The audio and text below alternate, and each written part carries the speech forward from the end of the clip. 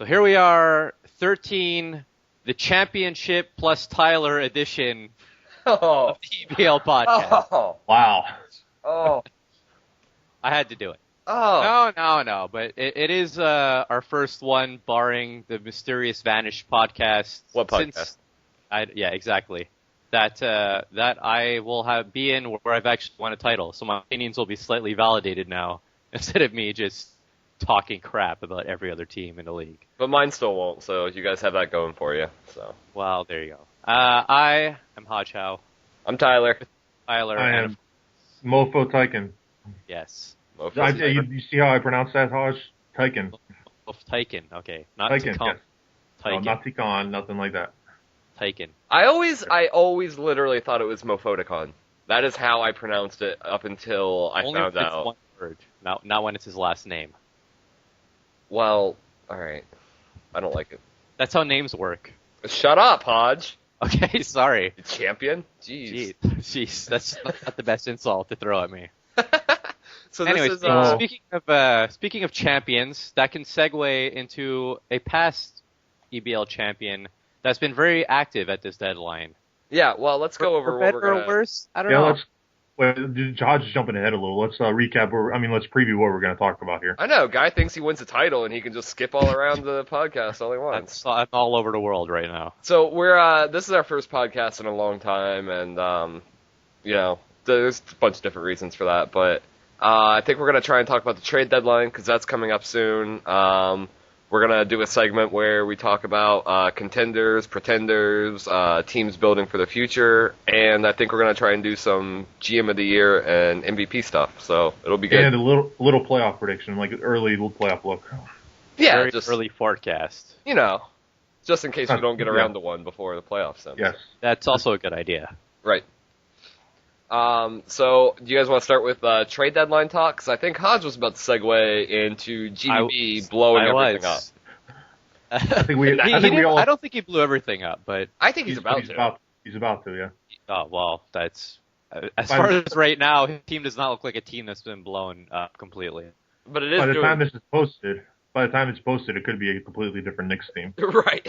Yeah. There's a chance everyone could be gone. Then let's work quick on this one. All right, so I guess really it started when he decided Malik Newman could start. Yes, I had a discussion with him about that. He when a starter gets hurt, the backup plays way too many minutes. Right. Yeah. Like 45 minutes per game. Yeah. He bought into the stats of Newman like he's a legit starter because he played so many minutes, and now he didn't realize that he played so many minutes until after each made the trade. So, who did he trade again? He made a couple trades. He traded Wynn to Denver. Wynn. Okay, that was that was the beginning of. Mm-hmm. Who would have thought Max Wynn would be the beginning of a destruction of the top team in the league? Hey, Max Wynn's a good player now. Yeah. He is. Why don't you just stab me in the heart? If you would have told me last year Max Wynn being traded would be a turning point in a season for two teams, I probably would have laughed at you very hard. I know. Oh, Max Wynn. Unless you were Tyler. And then he ended up trading the 2 first-round picks that he got for Max Wynn. He traded him for Jacob Washam. Which, by the way, I don't understand that at all. I don't see anything in Jacob Washam at all. You drafted him too, Tyler. I know, and that's sad. That's why he knows it's just destined for failure. Yeah, well, the only small forward I've ever seen do anything with little handling is the Selden, Wayne Selden. Yeah. He's the only one, and even he turns the ball over like 50 times a game. So also Michael Beasley, he had a really good career with low handling. Yeah. Well, but when you have like A- A- scoring, I mean, then it's different. Yeah, but. and he could rebound too. But I'm not saying Washam is like going to be a total scrub, but I don't think at this point he's worth 2 first-round picks. I don't think he stands out enough. Especially when he doesn't help your team this year. They could have gone and got like probably Russell Westbrook for those firsts, and or he could have done nothing. Yeah. Or he could have kept Freeman and traded for Curran somehow with those 2 firsts. Then he would have had all those players. Right, and then that would have been good. But he didn't. Then he would have won a title, bar none. And now he's stuck with a crappy, mediocre. I mean, Roser and Curran and Castanon, like that's good, but how long is that going to last? His big men are. I mean, Sim Boular's starting at this point in time is just a complete joke because he is so bad. Yeah, Boular's pretty terrible now. He's good at blocking and rebounding. But still, he is such a disgrace on offense. Especially when they were starting Brian Freeman there. I mean, you go from Brian Freeman to Sim Boular, and then it's just, I mean, you might as well go from Karan to Jacob Washam. Yeah, I just don't know about Iverson and Roser together. Like, I find Iverson is the sort of guy that he needs to be like the top go-to guy to really be effective on most of his teams, and at least for the scoring portion. Right.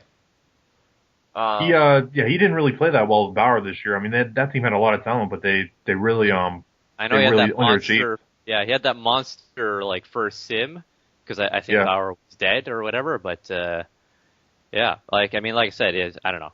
I mean, he's shooting good and everything, but I just don't understand the thought process that went into this whole trade deadline for GBB. It's like he got really high, and then.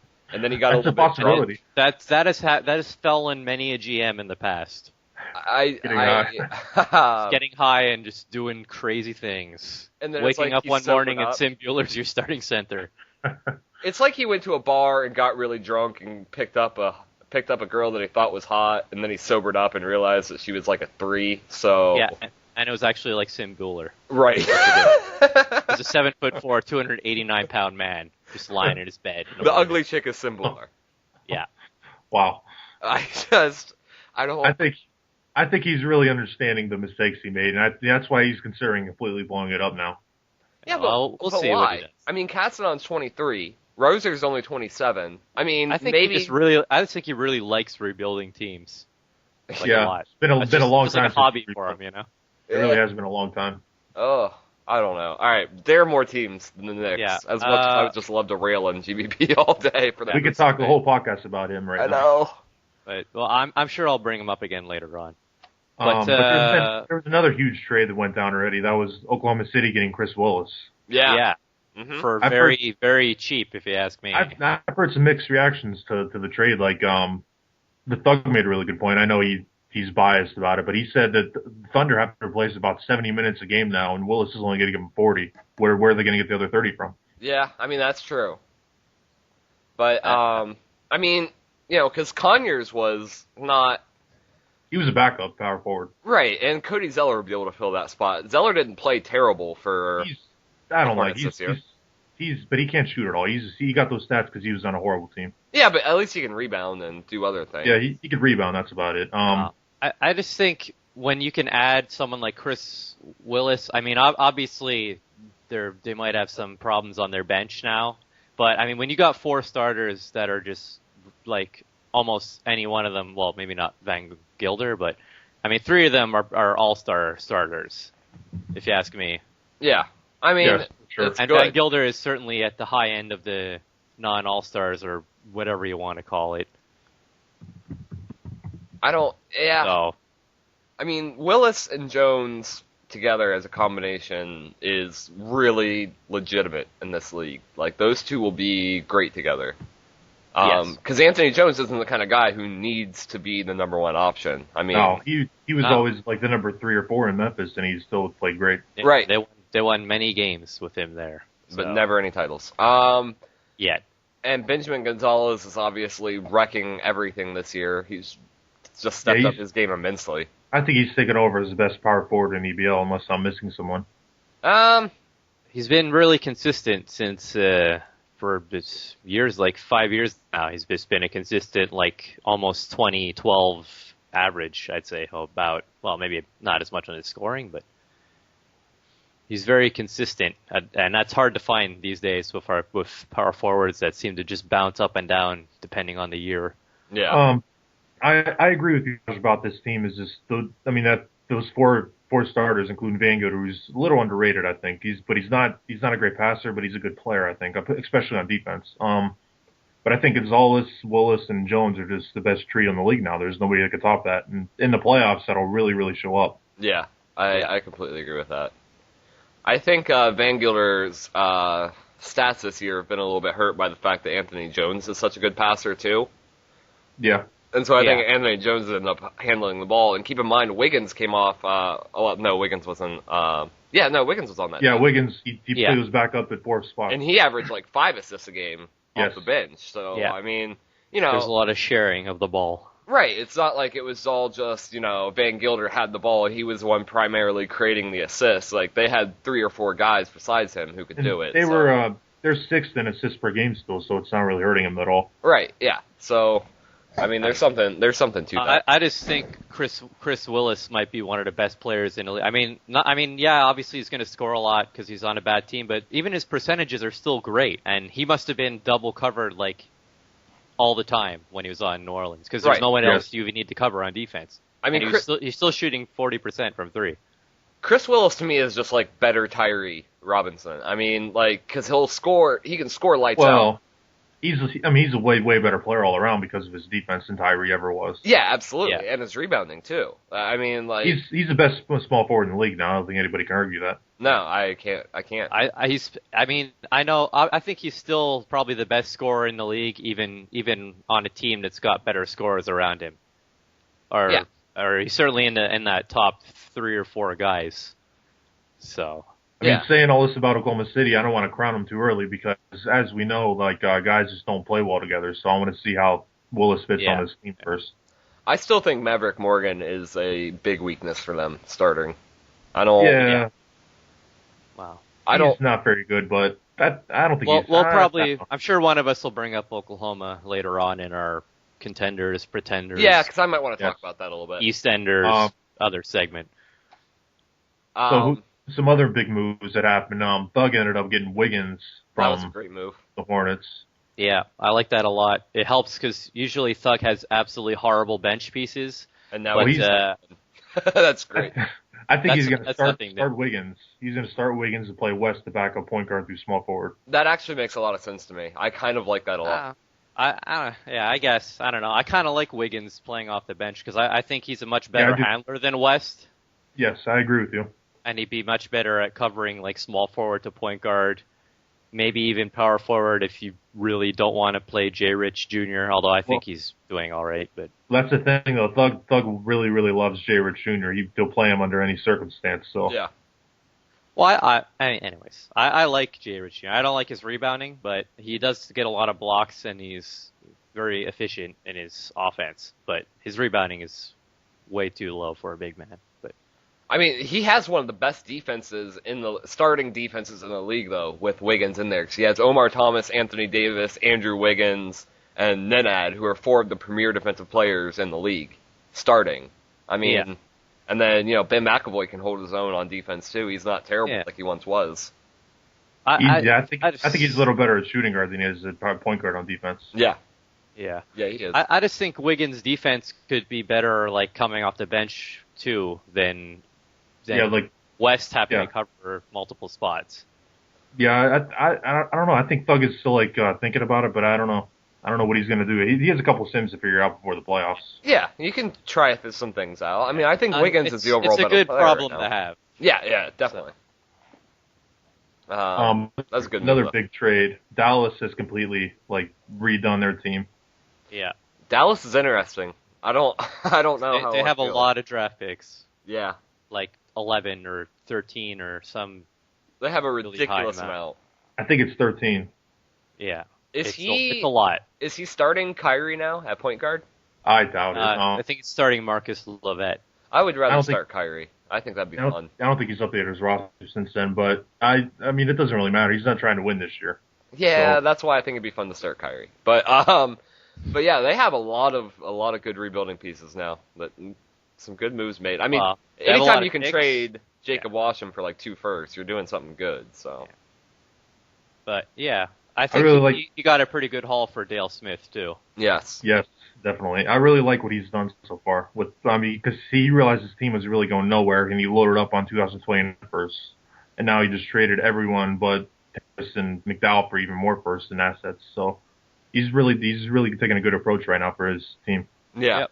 I think Greg Gray he could probably be a holdover. Everyone else I could see easily just going into I told him to trade I told him to trade Gray to Tyler because Tyler's wanted him for 5 years. Yeah, I don't want him anymore though. So his handling's low now to fit the. Oh yeah, that's true. He doesn't fit the new model. Yeah, absolutely.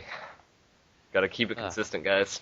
So, speaking on the other side of that coin, Boston went from no point guards to now they have too many point guards. They have two instead. I mean, I don't know how to tackle what bothers this. me most is that I don't like Smith or Clay at shooting guard. Yeah, I don't either. Well, he's gonna play Garcia at shooting guard still. Well, yeah, that too. That makes it even worse. Well, then what's he doing with Clay and Smith? He's I don't want to give it away, but he's like on the verge of trading Dale Smith somewhere. Oh, okay. All right. Well, that makes sense. I like Dale Smith, even if his assists are a little lower. But I don't know. I like him. I've been on the Dale Smith. Well, it's not really a bandwagon. It's more like a box with maybe 3 wheels on it. But I'm at the front of that box. His assists are lower because he played shooting guard for the sim, though. Yeah. Oh, did he? Yeah. Yeah, the computer lineup. I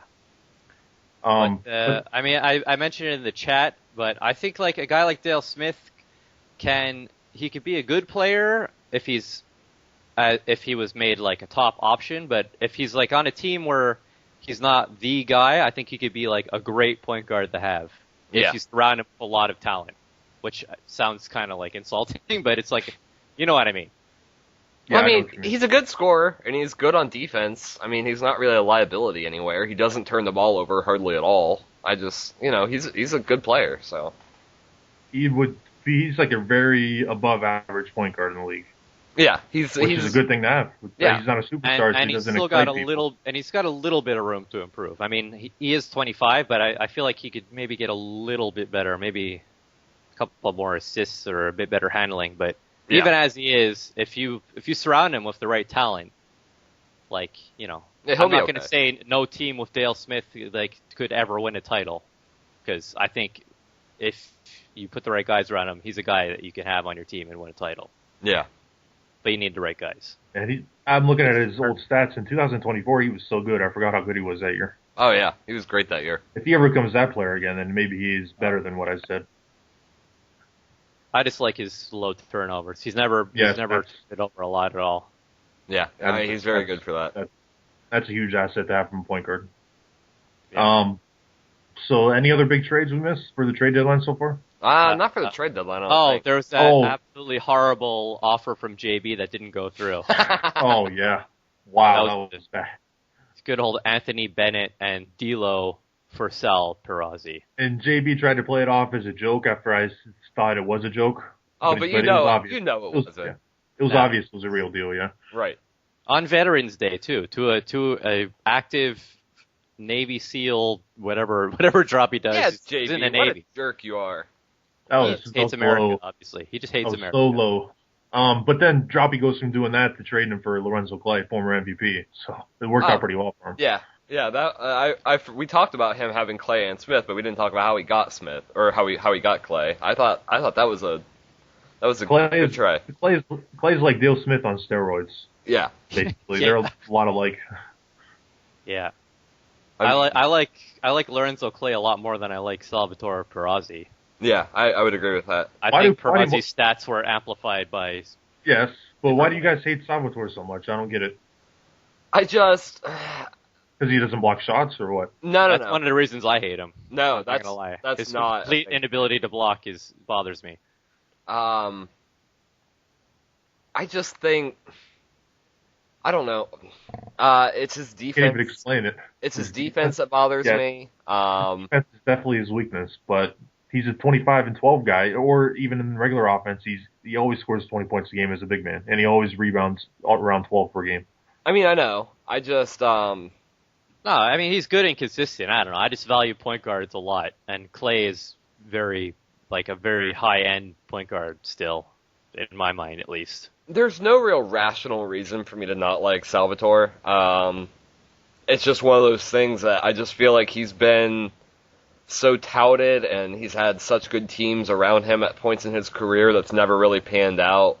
And just his defense has always troubled me. And it's not even the blocking shots thing. It's teams that he's on, no matter who's around him, they always seem to have low defense. Looking at the box scores, opposing centers always burn him for 20, 30 points. I mean, I know he's a great rebounder. I know he's a great scorer, but he just seems to be kind of streaky with his scoring. Like, he'll have games where I've looked at him where he's had like 8 and 6 or 9 and 7, like games in a row, and then he'll come out with like 30, 20, and I don't know. He's just, for as consistent as he looks on paper, like looking at his overall career scoring numbers, he's very inconsistent as a player, and I think that hurts teams. I don't know. There's something to it for me. It's not entirely rational, but I just don't like Valiant much. So. It's like you're a Francisco Page hate. But well, I hate him because he catches the ball worse than Greg Little. So yeah, that's true. I forgot about his handling. What happened to him this year too, Francisco Page? He's having a down year. Well, I think it's because you overhyped him on the Nets. I called that. Yeah, that was my fault. You cursed him. I knew it was bad news. I told you just stay calm. I did the same thing with the Suns too. I picked the Nets and the Suns to make the finals. Look at that. Well, we don't have the Madden curse. There's a glimmer of hope on that. We have the most. Nah, there's not. Francisco Page is playing like absolute garbage this season. I mean, well, I wouldn't say that. Well, by his standards, he's playing very poorly. Right, his scoring is way down. But his way down.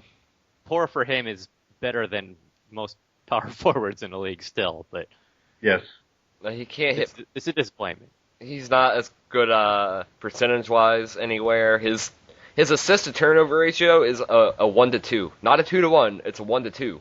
I don't know. Bothers me. So, now that we're done depressing ourselves with trades, I can't think of any other ones that really stand out. Yeah, I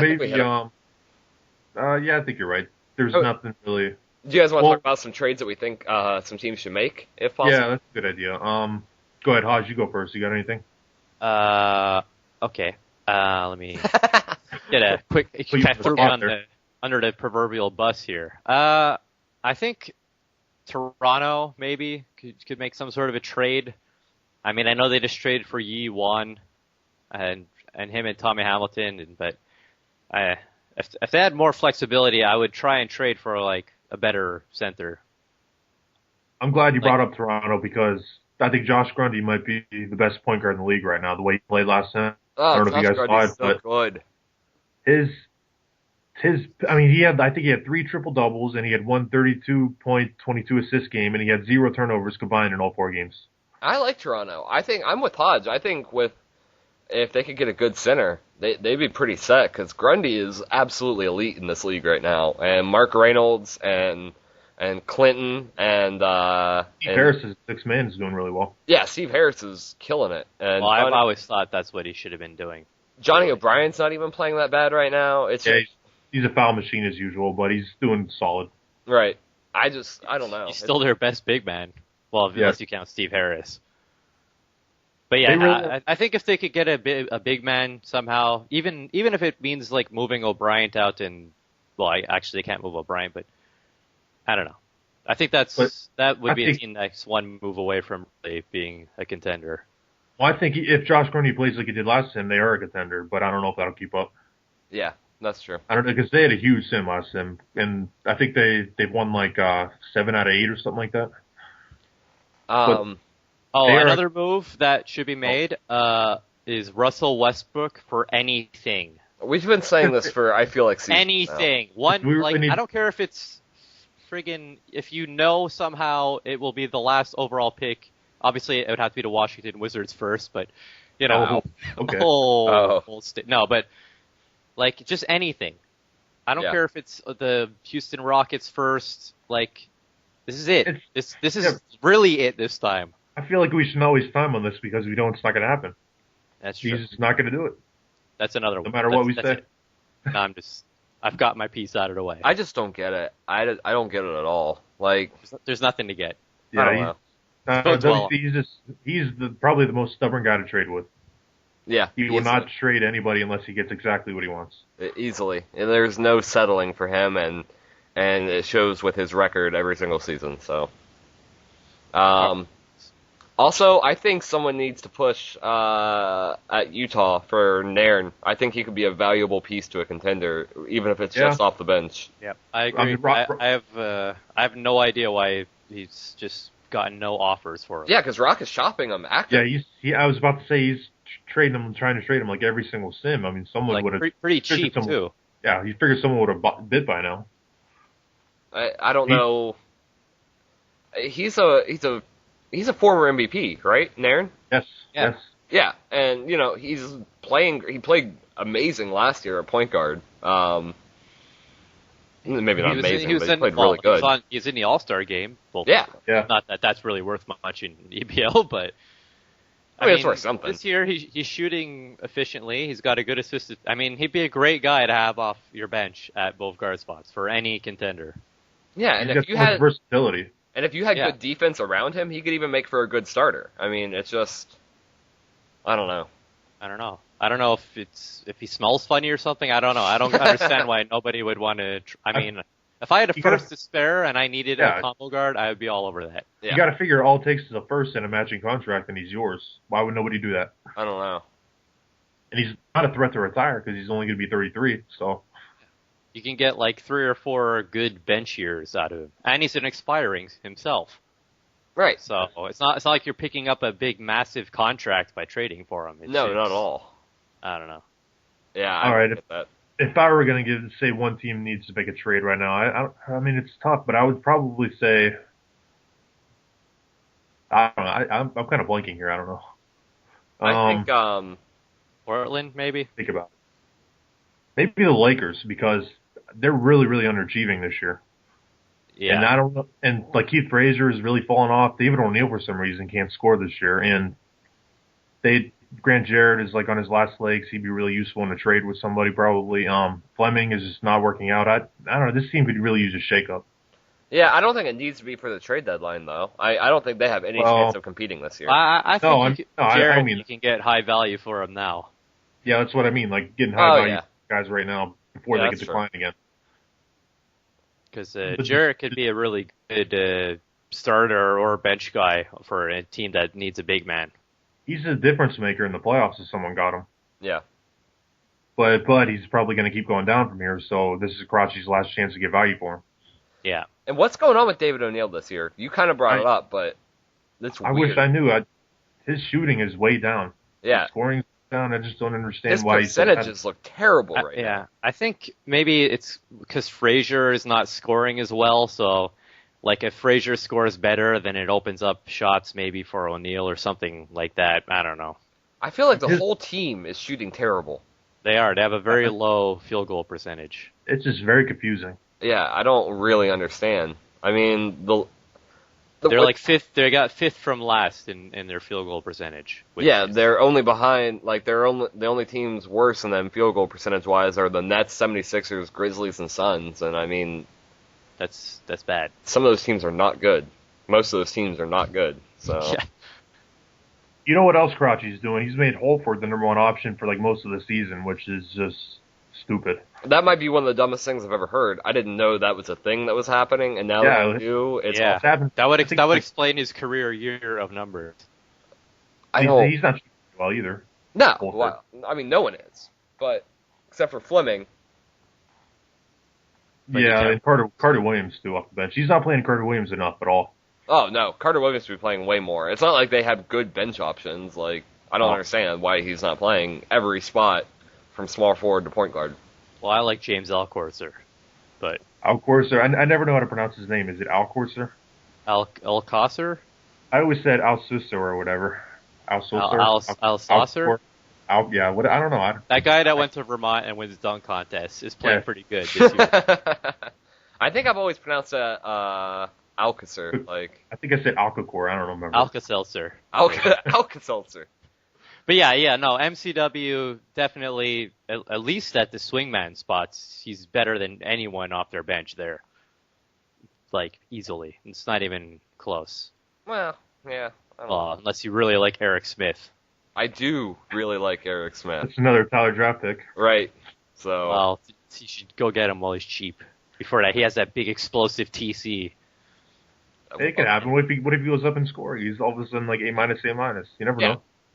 But I don't really like, I mean, I don't know. Something about I think it's the big men. It's just not working. Fleming's rebounding combined with Jarrett's surprisingly poor shooting this year. The bench guys are all terrible. Dick Marcus is could be haunting Karachi's memories for many years to come. Since Hajj tried to make fun of me, I would like to point out that Eric Smith last year in 10 minutes a game averaged 6 points per game. So his scoring is clearly there. Pretty good. Maybe you should go get him now. Well, I might. So I have been shown. If I could get him and CJ Leslie, I'd have my favorite team ever. So Leslie, you could do it in one trade too. Yeah. He might retire though. Leslie might be the end of him. Yeah, I know. Poor Leslie. He's playing pretty good. I'd give him minutes, backup minutes ahead of Marcus and Dye. Well, maybe not Dye, but I think if any contender needs to make a trade, probably the Timberwolves maybe, but I feel like they always need to make a trade and they never do. So what can he really do at this point? He's kind of stuck with what he's got. He's got 2 picks to trade. Yeah, and Frank Perez, I guess. That's true.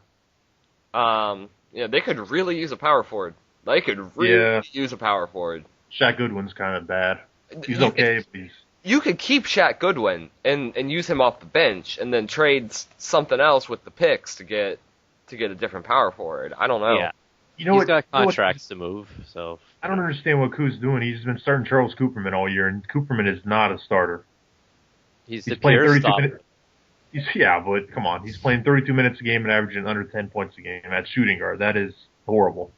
Yeah. He's not really shooting particularly. Well, I guess he's shooting all right. But, and clearly their defense isn't really being brought up from Cooperman playing all that much because they're almost last in the league in points per game allowed. So you should be playing Frank Perez anyway because his defense doesn't matter either way. Right, might as well just score more and then maybe play Cooperman off the bench and have some defense for when those two guys come out. So yes, I don't know. It just seems weird to me. But all right, you guys want to Toronto? Seem like you guys want to change the subject now? What was next on our criteria? Yeah, contenders, pretenders, sleepers, and futures. I guess for the last. We each pick one team for each. Yeah. No repeats. Yeah. Well, let's start with contenders first, since we're kind of on that bandwagon right now. I'll go first this time. I'll take. You mean contenders for this season? This year, right now. Right now. Top guys, the team you think this team can win a title, and they're like a favorite to win a title. Well, not favorite, but maybe not the favorite, but a favorite. Yeah. I'm gonna go out on a limb here and pick Portland. Because they've been hot lately. Yeah, but not as a sleeper, like as a real total contender. Yes, as a contender. Yeah, look at this team. They're not that far back from the top teams in the West. They're only like a game and a half back of Houston. But I think Bonds and Yoder are just going to be unstoppable in the playoffs, and I think Chris Brown has really improved. I think he's really improved his bench with Anthony Bennett and Marco Grunwald, and D'Lo's still there. And I just think. I still hate Tom Cabrera, but I don't think he's as bad as he used to be, like last year when he really killed him. Right. And I just think he's finally found the lineup that works, and he's sticking with it. And I think Bonds and Yoder are just going to be really, really tough to beat in the playoff series. So I think Portland is, I take Portland as my contender right now. I agree with that. I think they've been so hot lately, and I don't know. I disagree. I don't really like Cabrera. And I think they're kind of lacking in a real third solid go-to guy on the offense, which can hurt in the playoffs. But they score 112 points a game. That's but it's different in a playoff series, I find. It's different in a playoff series because Bonds and Yoder are just going to keep dominating in the playoffs. Yeah, Bonds and Yoder will average like 30 each in the playoffs. I mean, it's going to be ridiculous to watch. We'll see. All right, you guys are up now. Who's your one contender? Hajj. I'm going to go not on a limb and pick the Indiana Pacers as my contender. Okay.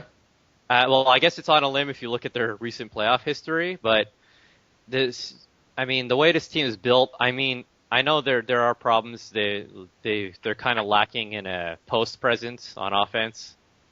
Yeah. But Tashio Vega is playing just ridiculous. How did you just pronounce that? Tachio. Okay, all right. Savio Vega is playing fantastic. The Caribbean Kid, as I call him. And with him and Rodney Purvis are a great duo. Aubin Buteau is perfectly hidden behind, because those three are such great defenders that if you put Buteau in any of those three spots with them, he just has to go and score, which has never seemed to really be much of a problem for him. And obviously, I love Tyler Herron and what he brings with his blocks and rebounding. I guess his field goal percentage could stand to be better. But yeah, I just love the way this team is built. They got that great 6-man. They got plenty of scoring. They can block shots. They play great defense. And, they're just due. You can't just keep getting upset every single year unless you're Memphis. Right. Yeah, I agree with you a lot on what you said. They're a different team from last year, but I think they're probably a better team. But I think the only real thing that worries me is Edgar Sutherland is not quite as good as I'd like, but he does get a lot of blocks, and their bench big men are dicey. Perry Jones, he's not that bad. Perry Jones, but Perry Jones, great. He should be shooting better for a guy that's supposed to be scoring more. Yeah, you're probably right. He's declined a ton. But I'd say they're my contender pick. All right, Tyler, who do you got? See, it's tough. Because I don't want to just yeah, completely. I'll honestly, I think I'm gonna go. I think I'm gonna go with the Rockets on this one. I really, really like the Rockets a lot, and I think it's because how much I love Nenad and Anthony Davis. I mean, I know he's lost a step, but he's still just such an elite defender. And then Omar Thomas is obviously just one of the best centers in the league, and now you're adding Andrew Wiggins. Allen West is playing great for a second-year player. Ben McAvoy is still just destroying at shooting guard. Their bench has improved greatly. Jay Rich Jr. isn't playing too bad. Jay Wire is not the worst option if you had to play him in some backup minutes. I just think that this team is really well built right now. And Ben McAvoy and Allen West and Wiggins and Thomas, like, those are 4 guys who could, well, I don't know about West, but I mean, could probably take over a playoff game if the other one started to slack a little bit. So just their starting defense all around, especially if Wiggins is starting. I just feel like this team is set right now in scoring and defense and handling and rebounding. Just like everything is good. And I don't know. I agree with you. I think Thug made the right move of going back to a balanced offense. I think he's 12-5 since then, and Omar Thomas is really playing well. Yes, I think that helps a lot too. Also, I was sort of like iffy on their rebounding, but adding Wiggins is such an underrated addition to any team's rebounding that it seems like people don't even notice, but he gets like 8 rebounds. Right, and keep in mind, McAvoy's averaging 7 rebounds at shooting guard, so... Yeah, that'll help the rebounding thing that kills him is Nenad so low, but they have enough guys to overcome that. Yeah, I agree. Even with Jay Rich Jr.'s bad rebounding, they get such good rebounding from Wiggins and McAvoy that even that covers that up a little bit. Yeah, but Jay Rich, he contributes so many other places. I mean, his shooting percentages are just ridiculous. And his blocking is also... Yes. Yeah. All right, now one sleeper for each of us. I'll go first this time. All right. And for my sleeper, I'm going to pick the team with the best win percentage in the league, the New York Knicks. How's that a sleeper? Oh, wow. Well, because you guys just said they were done. They were done like toast, so that makes them a sleeper now. Let me. This is a cop-out pick. I'll explain yourself. That's not a cop-out pick. You just said they were done. I didn't say they were done. Done. I mean, they're like... I said they're done. Just go ahead. Explain yourself. All right. I think that while I don't agree with all their moves, it's a trio of Iverson, Roser, and Cassinon is still a very good trio offensively to build with. If you need scoring in those spots, and those 3 guys can score a lot. Mostly. Well, Jim Cassinon is touch and go. But I think blocking is a huge factor. With Bular's blocking is a little not mentioned for whatever reason, but Johnson and Skull and Hood, and they got lots of great blocking and rebounding from their big men, even if the scoring is not elite, to put it politely. But I mean, obviously the post presence isn't as good on offense. They're not going to be able to replace Freeman in that way. But I wouldn't be totally shocked if this team made it to the finals somehow with this group of offensive players. Especially, they could maybe even consider switching to an outside offense since Iverson can actually shoot threes now, and that could maybe up Castanon's scoring. And Roser's going to score either way, but right. And then guys like Frederick and Newman could also benefit. They got a lot better outside shooters than inside, and they still have good defense. You do understand now though that he's actively shopping Curran, Roser, and Castanon, right? Well, Hajj can't really comment on that. I'm just saying, as of right now, if they rolled with these boys, no one ever says that, but if someone said that to describe rolled with these boys, they would be one of my sleeper teams. Plus they could still end up with home court the whole playoffs, which is an underrated factor. And I still don't understand them as a sleeper, but whatever you say, Hajj. I can pick another team at the end if you want. No, that's okay. Tyler. I'll go. For my sleeper, I think I'm going to go with San Antonio as my sleeper, just because they're on an upswing ever since Josh took over, and I think that's going to continue. Are you sure you don't want to take the Thunder as your sleeper here? Hey, shut up. I'm insulted. Well, that's what you get for making fun of everyone. But I really like San Antonio. I think that now that Josh is playing a good solid lineup and they have a capable GM there, I just think that this team is still built as the three-time title winner, two-time title winner that it was, obviously with Chris Thomas instead of Harrison, but it's not that different. I don't know. They made the Western Conference Finals last year. Remember, they made the West Finals. Right. Yeah. Chris Thomas starting at point guard.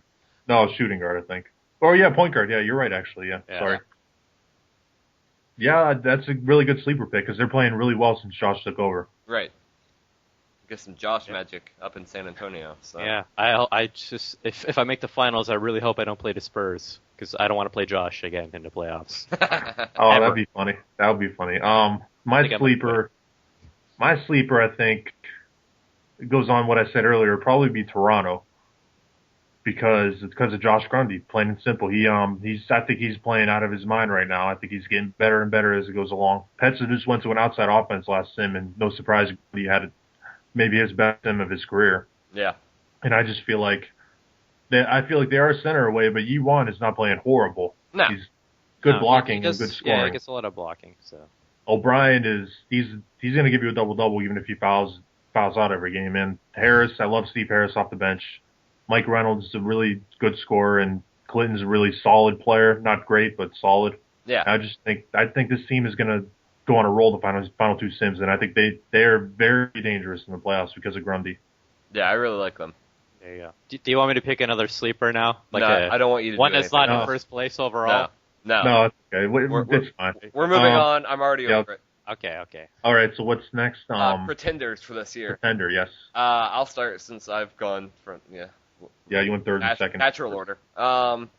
My pretender this year, a team that's in the playoffs who I think is going to either fall out or not do anything in the playoffs, is easily the Cleveland Cavaliers for me. I don't know how this team got such a good record, and I don't understand exactly what's working there or what was working there, but it's not working anymore. They've lost 8 in a row, I think.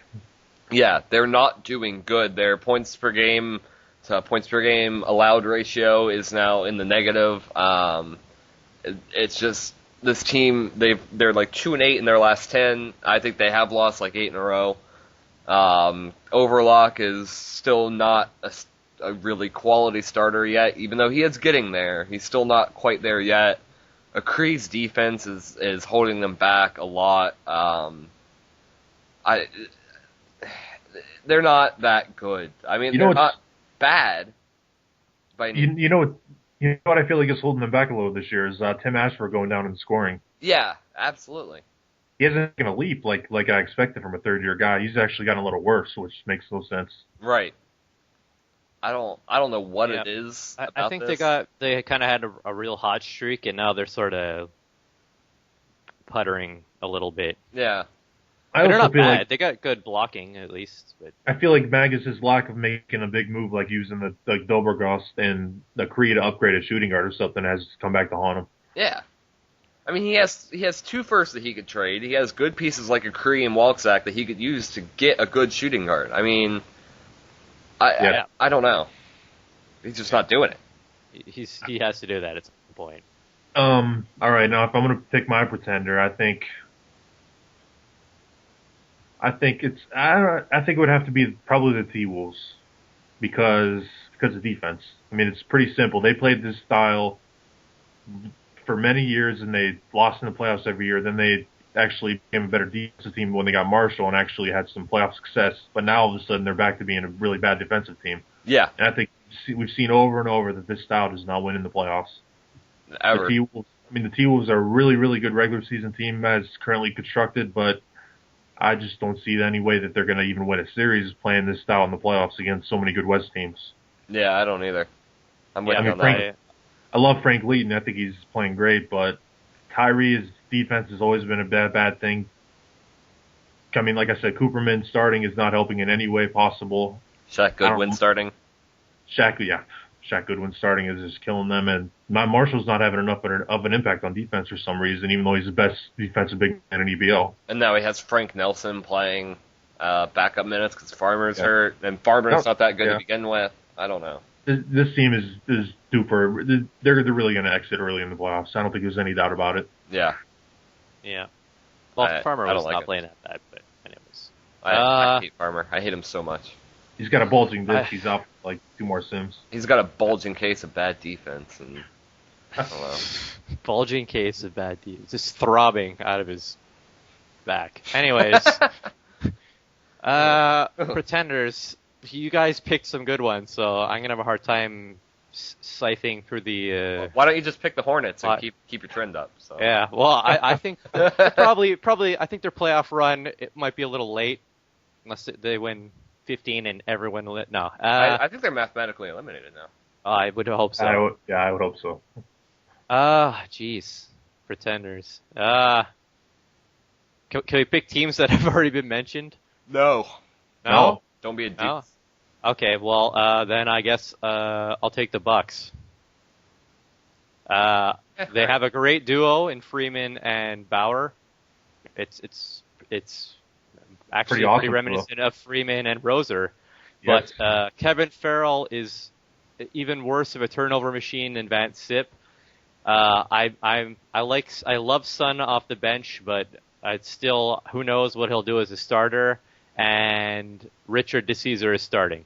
So, and I don't like him very much. His rebounding is very poor for a starting big man. The bench is so-so. I mean, obviously, I guess not many people were clamoring, but they added Freeman, but I think they'll still be probably out in the first round. Unless they get a really good matchup that maybe that Freeman could really, really exploit. But I don't know. I'm really anxious to see how Freeman and Bauer do together because Freeman and Roser have so much success together. I'm eager to see what happens here. Yeah. And honestly, I think they might be better after that trade with Freeman and Tane Sun starting rather than Kron. I don't think there's a doubt they're better now after that trade. Oh, because Tane Sun, I mean, he can help alleviate some of that pressure from Farrell. Maybe Farrell will stop turning the ball over so much because now Bauer and Sun have such good handling. I mean, Kron I like Tane Sun. I think he's ready to start. I don't know. I mean, I'm skeptical how he's going to do, but I think he's ready. I think he'd be a 20-point-per-game player. I mean, his shooting is so good. Oh yeah. Well, can I change my pick to the Bulls then and say I don't think they'll make the playoffs? Sure, Hajj, you can do that. I don't think the Bulls will make the playoffs. All right. They've done great to get this close to 500, but there are obvious issues. Okay, but honestly, I think a team like Boston could jump them at this point. Hold on, I want to talk about this for a second because who do you think? Do you think Boston can jump them? Because I don't. I think the Bulls are going to make it. I don't see any team in the East who is capable of making the playoffs. That's not it. I think Boston will jump them. I still feel like the Nets are going to get hot because they're too talented. Yeah, we know Mofo. Come on. He still has that glimmer of hope that at least one of those teams can make the finals. But I think the Nets or Celtics will probably get in before the Bulls, and maybe even Cleveland could drop out. Any of those teams. Well, I think the Bucks will probably get one of those spots, but I think Cleveland, Chicago, Boston, New Jersey, Just take your pick of. I think Boston's done. I think New Jersey could, but I don't think it's going to be over the Bulls. I think it's going to be over the Cavs. I think the Cavs are going to fall off hard. That is a hard drop for the Cavs. Yeah. To fall from where they were to out of the playoffs, man, that's a hard drop. I think it will. I think that would actually be pretty tricky at this point. It's possible if they keep losing every game. Yeah, well, there you go. That would help. But the Bulls are actually playing somewhat decent right now. I mean, Vince Stauffer has suddenly become a 20-point-per-game player, and you could say it's because he's on a bad team, but he's shooting. He was like that 2 years ago with the Bulls when they were better. I guess it just doesn't make sense to me with his just BB scoring. I don't. He's I don't know. I just don't think the Bulls are ready to make the playoffs. I think they'll have one of those. I think they are. I'm on the Raider guy bandwagon. I'm on his bandwagon. I just don't think they're in playoffs. Whitehurst is really good already as a second-year player. He's going to be an elite point guard in a couple years. Yeah, easily. I don't know. All right, I think we got one category left. It's the team for the future, right? I think I'm up again. I'm up first here. For the future, I really like what Dallas did, but I'm not going to pick them because we talked about them already. I guess if I had to pick a team for the future, it would have to be probably the. I can't pick the Bulls, right? Because they already said. Well, said they make the playoffs, so that's like the present. They could win a title if they make the playoffs. All right.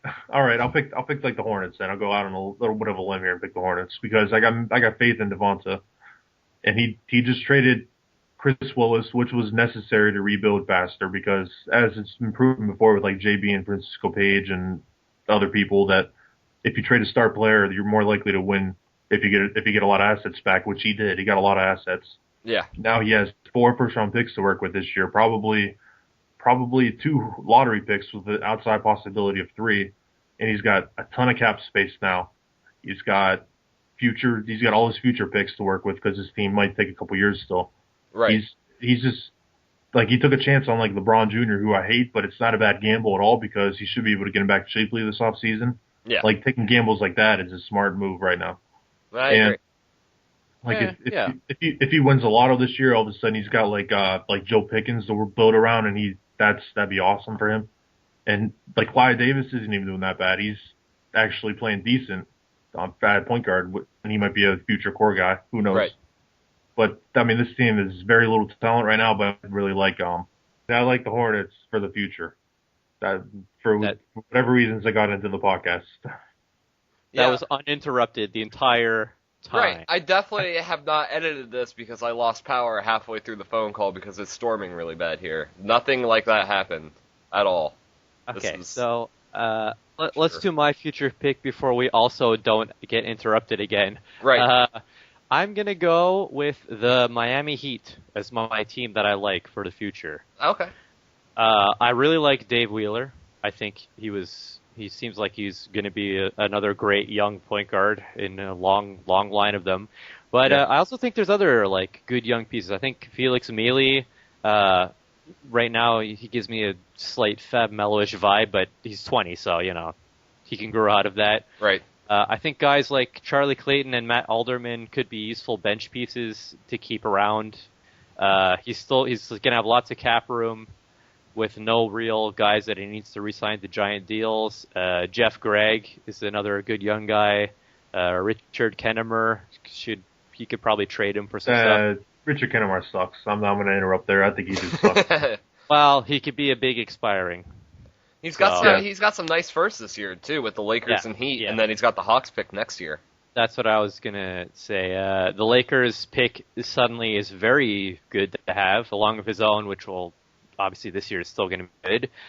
Plus, he's like you said, he's got the Hawks next year to add, which is pretty much guaranteed will be good because they don't do anything.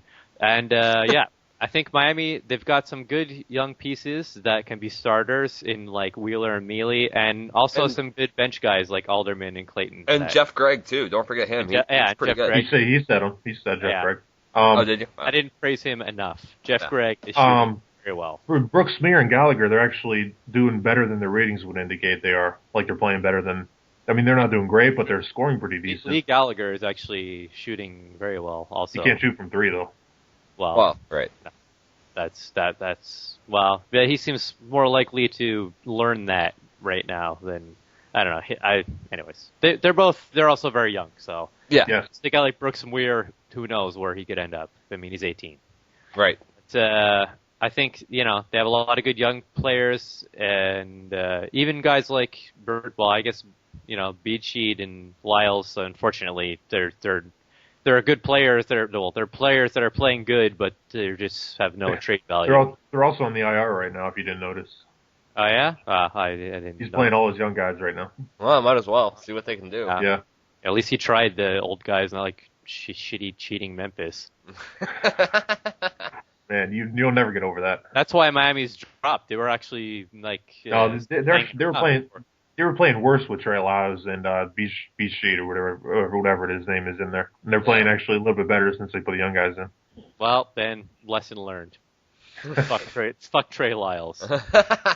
And Trey Lyles is kind of bad anyway. It doesn't matter. All right, Tyler, who's your sleeper team? My team for the future. Yes, yeah. I knew what you mean. I don't know, because there are a few that I want to go with, but I feel like they're Miami. I could just pull a Hajj and take like the Thunder for my team of the future. So, I don't know though. I kind of like what Rock is doing over in Utah. I think that team's set up pretty well for the future. I really like Dan Hughes. I think he could end up being something good later on. His turnovers are fantastic right now. If he can just up his passing and his scoring a little bit, I think he'll be shooting. Well, yeah, his shooting and scoring. But I mean, he's B-. He would need an improvement in that anyway. But I think he's got potential.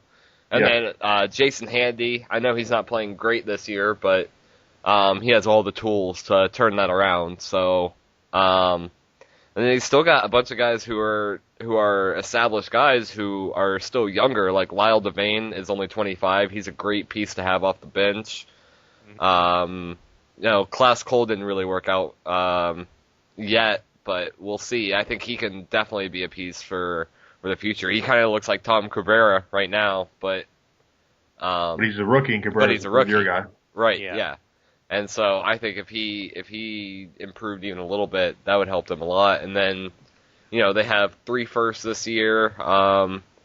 The Jazz one will be obvious lotto. The Warriors will be iffy. We'll see about that. And then he's got his first for the next 2 years. So I think the way Rock is doing this team is pretty good. And he doesn't have the attachment to any of his guys to hold him back like he did in Chicago, where he wouldn't trade Derrick Rose no matter what. And so I don't know. I like Rock as a GM, and he's got some good young pieces, got some good draft picks. I think that team's pretty good. So you know who I really like on this team. I don't know how to pronounce his name. I think Hajj would know it better. That Yves. Yves Chalpassier. Yeah, that guy. I like the way he's playing. He was a second round pick. He's actually probably playing better than Klaus Cole is right now. Yeah. Yeah, he's certainly more playing efficiently. He's shooting ridiculous from 3. Well, he hasn't taken that many, but still, he's making them. And his blocks is pretty impressive. He's leading the team. His scoring is way better than Klaus Cole's. His rebounding is a little weak, but that can go up. I like him as a future second round free agency guy in a couple years. Yep. Yeah, and then they have some guys who haven't panned out yet, but who still could, like Andy Bolton, Lawrence Davis, Renee Sluss. Yeah, Blazer, absolutely. or Blazer, or however you pronounce that. Blazer. Yeah. He's not doing that bad, Blazer. Glenn Virgin. I mean, none of these guys have panned out yet, but they're still really young and they could. So yeah, Rocco's collected assets, which is key. He's got nothing but assets on his team for future use. And he's still got Nairn, and even B-Rod is having a very good year. Yeah, if he could move finally after what year is he in? About 9 years since he's had a year this good. Yeah. Rodriguez you're talking about? Yeah, Rodriguez. Yeah, he's having a breakout year all of a sudden. Yeah, and if he can move Nairn for another first in any of these years, that'll just help him. So yeah, I think it'll be good. I think Rock is doing something good over there in Utah. I agree. He's probably taking the best approach to rebuilding a team that we've seen in a while. Yeah, absolutely. I really like Lyle Devane too. He's good. I don't know. Yeah, as a bench guy, he's good. All right, so we talked about that stuff. Now, you guys want to get into the GM of the Year discussion? Yeah, let's move into GM of the Year, because we've talked about teams for a while, so. So some of the candidates right now, I'm going to list off a couple obvious ones. You got Baldwin. You got I think Thug. I'd have to put Thug on that list too. Thug, Moron, maybe MPH, maybe Pets. I don't know. I don't know. I don't know. It's kind of Joe Kills too. Joe Kills I is think still good. he's a sleeper. He made a lot of moves. This is his team of guys that's on there. Absolutely. He didn't just take a team and like the last couple of guys. I like Joe Kills' GMing so far. I just wish he downloaded AIM so we could talk to him. Right. But if you guys had to pick a favorite right now, maybe like your top 3 favorites right now, who would you pick? I think my number 1 right now would have to be Baldwin, just for some of the moves he's made. My number 2 would actually be Thug. I'd go with the top 2 teams in the West as my 1-2 for GM of the Year. I think definitely if Chris Willis just slots in and Oklahoma just starts running away with the West, I think he definitely have locked down the GM of the Year. He'd have my vote. I mean, he's probably got my vote now anyways, but if that trade pans out, then and then I'm having a hard time coming up with a third. But I like Joe Kills. I don't know. Yeah, I like a lot of what he's done with Denver. I honestly he's like added Dunn, well. Wynn, Fang, Christmas. I mean, these Dunn? are Gerald Dunn? Yeah, Gerald Dunn. I mean, he's added like four out of his 6 rotation pieces are all guys that like he brought to the team. It's not like just the guy that's left over for when RDT was there for 2 days or. All Polo guys that were there before, Yeah, no, I like it. I think he's done a great job. I think he would probably be my number 3. I think if I had to rank him right now, I would go Baldwin, Thug, Joe Kills. If Denver starts playing really well, or Joe Kills makes a big move before the deadline, I could see him moving up. Or if Oklahoma City starts running away with the West, like I said. Tyler, I mean, there's 2 Sims left. If you had like someone who could really move up the GM rankings, who do you think would do so right now? Like with the move they can still make, or with the hot sim or something like that, who do you think can move up? I think if Donor were to do something good, I think, and his team were to start like winning at the trade deadline, I think I know what you mean. Because he's made, I mean, that's his team right now. He's made a lot of those moves, and they all came like this year. So I mean, adding not Bill Russ, but like adding Eric Beck came, this year. Yeah, I like that move that he made, actually. I like his team a lot, but, and then even, like, because the GM of the Year, I'll even go back to, like, the trade deadline of last year and looking at the moves they put in place then. Yeah. And a lot of those moves, like Christopher Lloyd and like Bill Ross. I mean, just all of his starters, basically. Yeah, this team was constructed in like a season and a half, and they're not bad. If you were to do something that could put him over the edge and start moving him up in the West, I think he would be a serious contender just because of how much he made this team his own and how much he's sticking with it too. So, Hajj, do you have anything to add about the GM of the Year? I mean, like you said, I think if Petsa could somehow just add like a really good center, I don't really know how he could do it with the pieces he has, but as far as moving up, I think it'd be hard. Like Tyler said, Donor could move up if he made a really big move that panned out, or if his team got really hot. I guess even Koo, if he added a power forward, which not likely, but if he did it and it worked out. But I think it's probably Baldwin's to lose at this point. I would agree with you guys about Baldwin. He's made the bold moves. He's going back to last year. Yeah, I don't see you go. I think we're both going to say the same thing. I was going to say Moron because he added Vega, and yes, I said Moron. It's a completely underrated move. I was going to mention Moron. I'm surprised you guys didn't talk more about him because Vega was actually probably the move of the year because he traded Favors, who has declined a lot, for Vega, who actually had a huge training camp and is probably the best small forward in the East now. Yeah, Tasio Vega is just killing it right now. And he added Heron too, actually. Well, he added him 2 years ago, I think. Yeah, he's had him for a while. The Heron trade came with Andrew Harrison, right? Yes, that was with J-Star. Yeah. But he added. I think he added Edgar Sutherland in a trade last year too, which is just like really panned out this year. Yeah. Buto, I don't think he's been there for too long. So No, I think he got him in the off season.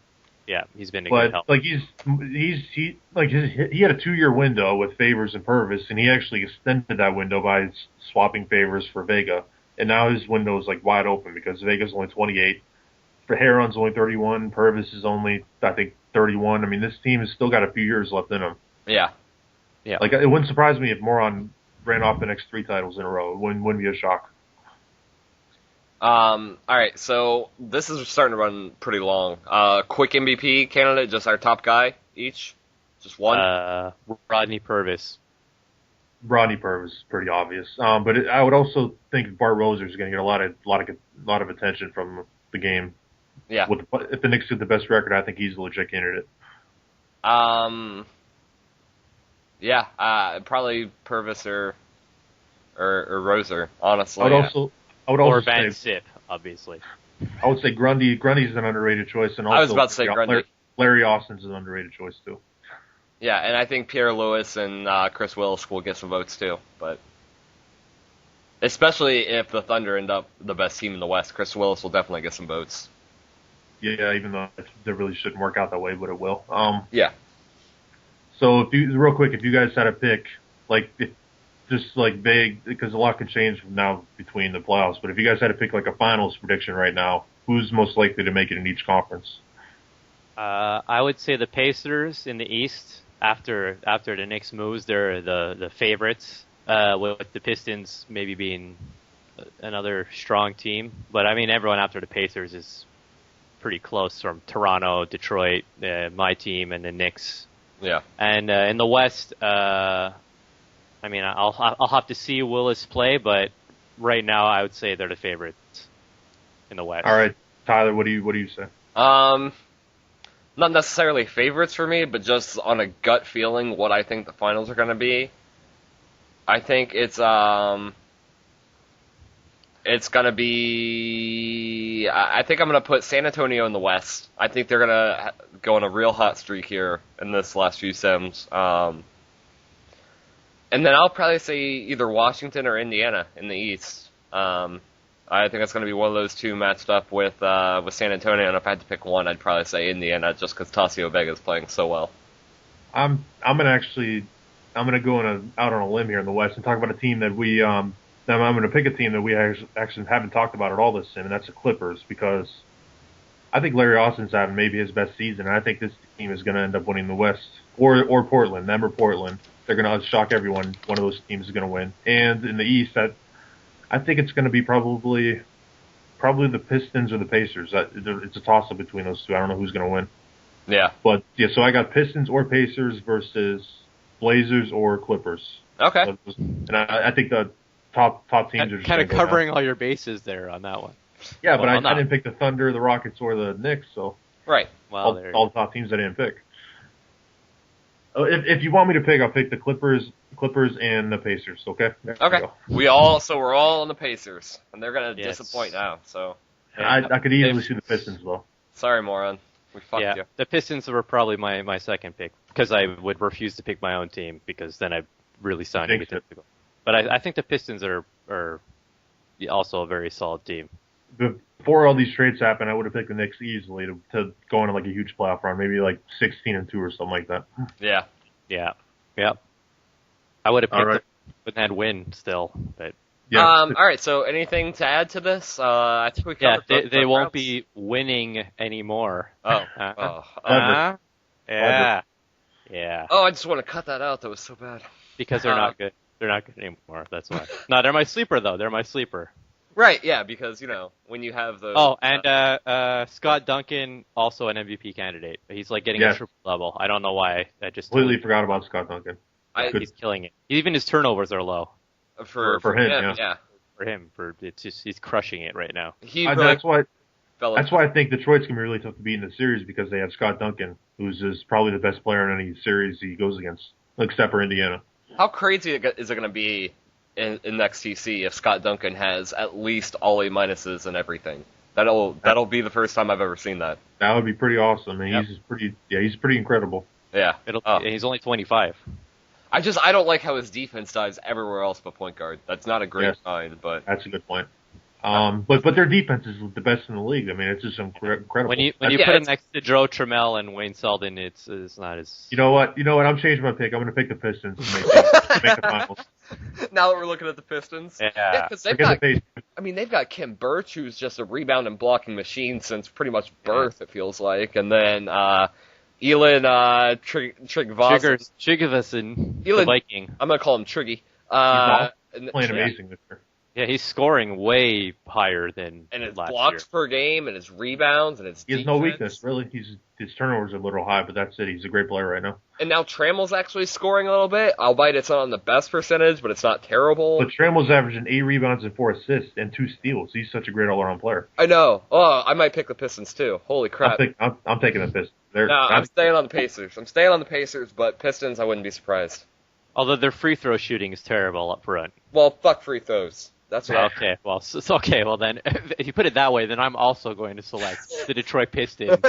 All right. I mean, but why not us, Cleveland Cavaliers? Why not us? That'll never be lived down. Oh, Cleveland. I think that was the highlight of any podcast when Maggin said that stuff.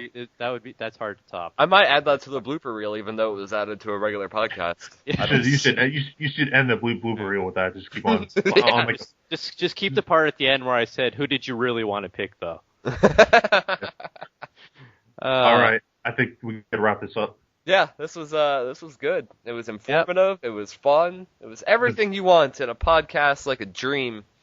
It was like some sort of magical journey to the minds of 3 people that have been GMing a long time. And I definitely didn't lose power halfway through. You guys will know. No, it was swinging so smoothly. Nothing happened. It was amazing. We mentioned almost every team in EBL, except for Memphis and Philadelphia. And my team. Didn't talk about the Kings. Oh, yes. Or the Wizards. We didn't talk about the Wizards. Yeah, we didn't talk about our teams, Hajj. We don't need to hear about your teams. Yeah, that's boring. The Sixers and Grizzlies is not much to say about them. They're both struggling, but they have a lot of picks. So, although I will say, Dustin Sanders legit. So that's what I'll add. Sanders is doing pretty good. All right, let's close it out. Yep. Done. This is the outro right here. Thanks for listening. We're out. Bye bye.